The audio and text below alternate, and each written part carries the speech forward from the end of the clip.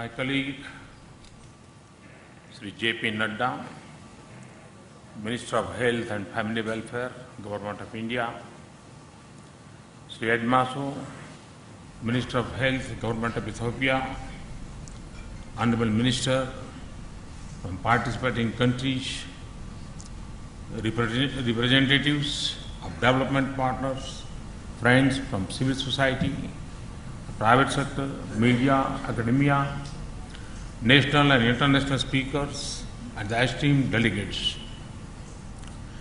On behalf of my government and all the co-hosts for this international summit, I warmly welcome you to the Global Call to Action Summit 2015.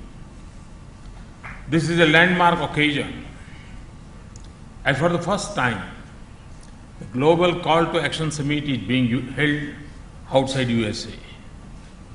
My government is honored to host this summit. All those delegates who have traveled a long distance to attend this summit, I heartily welcome you to India and to New Delhi.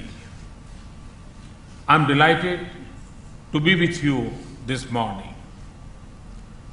This two-day summit, celebrating the achievements of the participating countries in the area of maternal and child health, was conceptualized to accelerate joint leadership for ending preventable deaths among mothers and children. It will showcase the power of new partnerships, innovations, and systems to bring about improvements in life-saving interventions. I firmly believe that this summit will provide a highly effective platform to address common challenges that will help us achieve the desired goals. How we shape the world in the next 15 years will make the difference between prosperous, optimistic nations and insecurity and unrest. I am glad to see 24 nations present here to join together in their commitment to end preventable maternal and child death. This is a call to action to all of us to seize this opportunity and think big. Today, as we gather here to discuss strategies and as we transit from Millennium Development Goals to Sustainable Development Goals, let us acknowledge the sad reality that the world continues to lose about 289,000 mothers and 6.3 million under 5 children every year. The 24 priority countries participating in this summit contribute nearly 70% of the preventable maternal and child deaths. For India, with the birth cohort of 26 million, the challenges are formidable, but the commitment to succeed is also as strong. What, however, does offer hope is that most of these deaths can be prevented through simple yet effective and proven intervention. This forms the key peg for this summit. This also forms a crucial part of the joint statement issued subsequent to the visit of the US President in January this year, where we agreed to further accelerate the joint leadership to end all preventable maternal and child deaths. Keeping aside the work that still needs to be done, there have been significant achievements on the global front in the areas of maternal and child death. Looking at the big picture, we find that in 1990, India's under 5 mortality rate stood at 126, while the global average was only 90. In 2013, this figure dropped of 49 against the global average 46. Therefore, the gap of the global average reduced from 36 points in 1990 to just 3 points in 2013, reflecting that India has achieved under 5 mortality rate decline at an accelerated pace compared to global rate of decline. What this translates into is this: India is like to reach close to achieving the MDG target if the current trend of annual decline is sustained.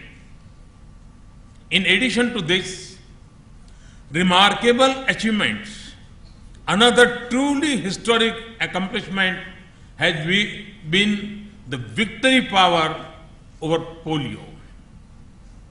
India was declared as polio-free on 27 March 2014.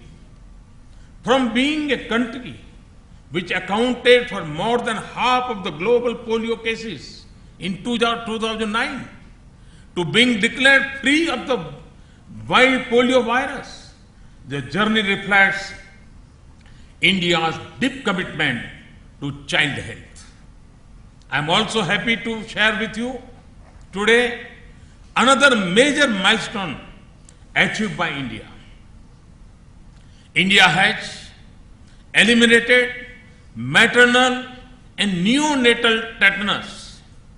The validation for this has happened much before the global target date of December 2015.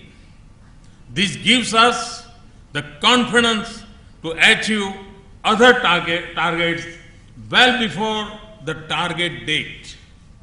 The efforts of being polio-free and maternal and neonatal tetanus free nation and the accelerate the full immunization coverage in the country, my government has added to the world's largest immunization drive another mission known as Mission Indradhanush.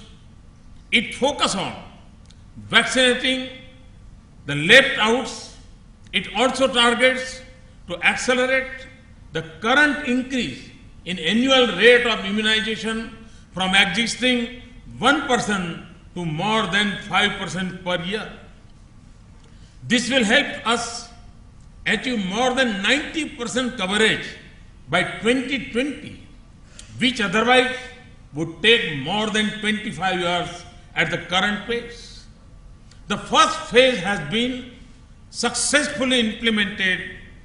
We want to ensure that no child in India dies of vaccine-preventable disease. India has always partnered with the global efforts on issues of child and maternal health. India is the first country to respond to the global commitment to reduce newborn mortality subsequent to the launch of Global Every Newborn Action Plan, ENAP, at the World Health Assembly in June 2014. India launched the India Newborn Action Plan, INAP, in September 2014, targeting reduction in neonatal mortality rate and stillbirths to single digit by 2030.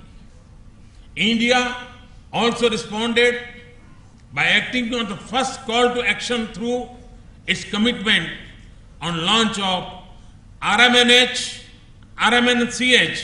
plus A. This remarkable success in the field of maternal and child health have been possible through our national health mission. The mission, with its urban and rural health components, perhaps one of the largest public health programs in the world has resulted in improved health outcomes. 52% of India's under 5 mortality is contributed by deaths of newborns in the first month of life. Under the NHM, our approach emphasizes a continuum of newborn care both at community and facility level. Our focus has been to get pregnant women to have a safe delivery in our institutions. We launched an ambitious program, Janani Suraksha Yojana, where incentives were given for delivering in public institutions to the beneficiaries directly. As a result, today, more than 75% of the deliveries take place in our institutions. This has directly contributed to reduction in maternal mortality. We are fully aware that out-of-pocket expenses remain a key barrier for women to access timely health care and services. To overcome this, we have launched a program called Janani Shishu Suraksha Kalyan, under which every woman delivering in a public health institution as well as the newborn is entitled to free and cashless health service with an assured provision of free drugs, diagnostic and diet besides free to and fro transport. This has helped to further improve our institutional deliveries. Not only are the mothers provided focused health services, but individual beneficiary tracking is being done through the countrywide maternal and child health tracking system, which ensures close tracking of inputs and outputs at the level of service provision. More than 92 million mothers and 78 million children have already been registered so far in the system. One of the major concerns is equity. As a step towards ensuring equitable health services across regions that suffer from intra-state disparities and to bring about sharper improvements in health outcomes, a total of 184 poorest performing districts all over the country have been identified. Special efforts are being made to put in more resources and focus programs in these areas.